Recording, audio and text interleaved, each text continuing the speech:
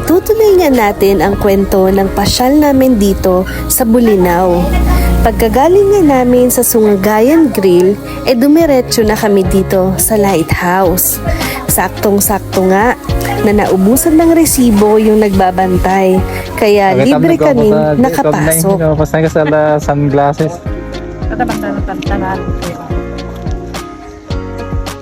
Hi guys. Hi guys.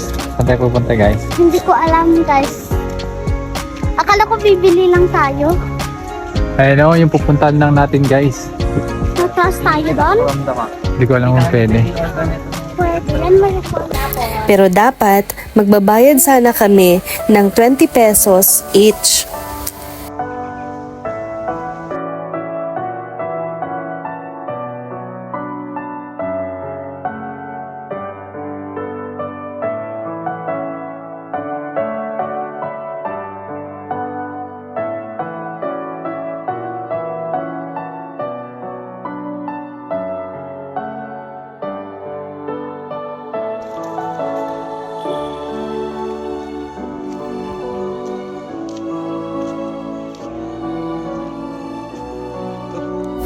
Pag may pinupuntahan nga kaming lugar, talagang sinusulit na naming pasyalan lahat ng papasyalan.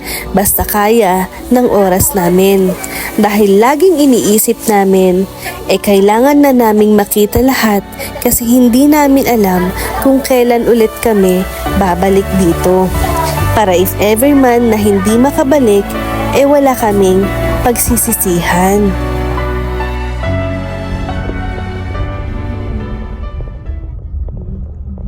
Dumiretso na nga kami sa Patar Beach para maghanap ng tutuluyan namin dahil wala kaming napareserve. Dahil biglaan nga lang itong lakad na to.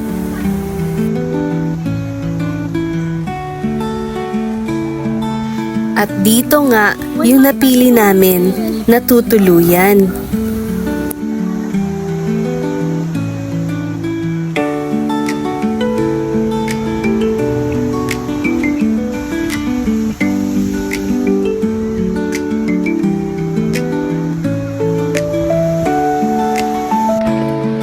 So, andito na nga kami, nakasettle na kami dito sa may Gangshed House.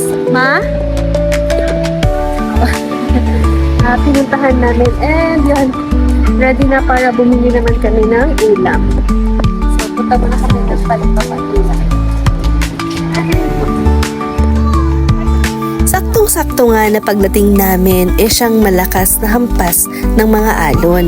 Kaya buti na lang may swimming pool din sila dito. Kaya nag-enjoy yung mga batang kasama namin.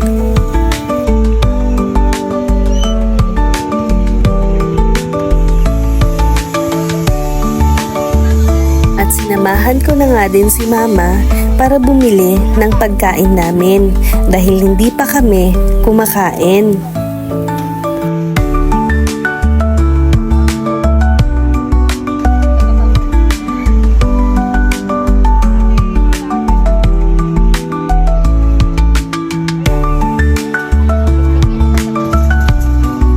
Bumili na nga din kami ng tubig dahil wala kaming dalang tubig na inumin. Sinimulan na nga din naming mag-ihaw ng karne na baon namin. Basta may pinupuntahan nga kami, talagang nagbabaon kami. Ang laking tipid nga kasi pag nagbabaon tayo kasi hindi natin alam kung gaano kamahal ng mga bilihin ng pupuntahan natin.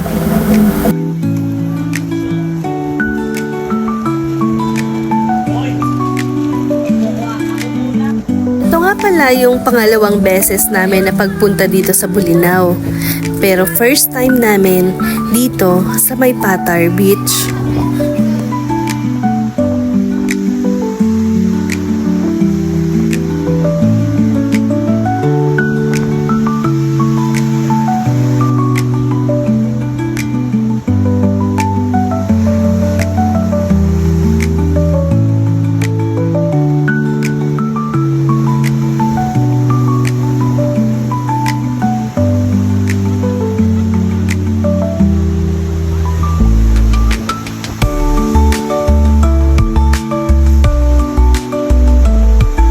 po siya.